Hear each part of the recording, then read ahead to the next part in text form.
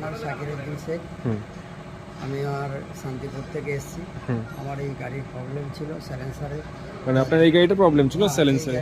প্রবলেমটা কি ছিল স্যার একটু বলে দিন। প্রবলেমটা এই যে আপনার সাইলেন্সারটা বাজালে ঝুনঝুন করে আওয়াজ হয়। আচ্ছা আচ্ছা আচ্ছা। যার জন্য আমি এখানে এসে আমি দেখালাম দাদাকে।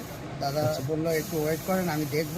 দেখার পর যদি ভালো থাকে তাহলে থাকবে, আর যদি খারাপ থাকে আমি চেঞ্জ করে দেবো। আচ্ছা আচ্ছা আচ্ছা। যেহেতু খারাপ পেয়েছে সেই হিসেবে আমাকে চেঞ্জ করে দিলেন। আমাকে একটু ওয়েট করতে হলো এই আর কি। আপনি খুশি তো? সার্ভিস আমাদের সার্ভিসটা কেমন লেগেছে আপনার? সার্ভিস ওকে, ঠিক আছে স্যার। আর বলছি স্যার, অন্য কোনো কাস্টমারদের কিছু বলতে চান যে আমাদের এখানে আসার জন্য? কাস্টমার, প্রত্যেক কাস্টমারকে আমি তো এটাই চাই যে যে কোনো প্রবলেম হলে ডাইরেক্ট সার্ভিস সেন্টার অবশ্যই আমার মতে ভালো। আর যে ওয়ারেন্টি যেটা বলা হয় সেটা নিশ্চিন্তে মোটামুটি সার্ভিস। স্যার এমনি আমরা কি আপনাকে ঘুরিয়েছি যে আমরা না সার্ভিস, না না না এরকম কোনো ব্যাপার নেই তো স্যার? ঠিক আছে।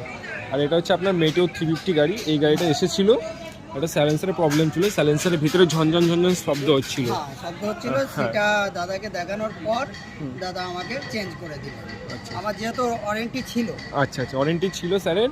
সেক্ষেত্রে আমরা চেক করে দেখলাম যে সবই ঠিক আছে, সাইলেন্সারটা প্রবলেম আছে, তো আমরা সাথে সাথে ওয়ারেন্টিতে আমরা গাড়িটা চেক করে দিয়েছি।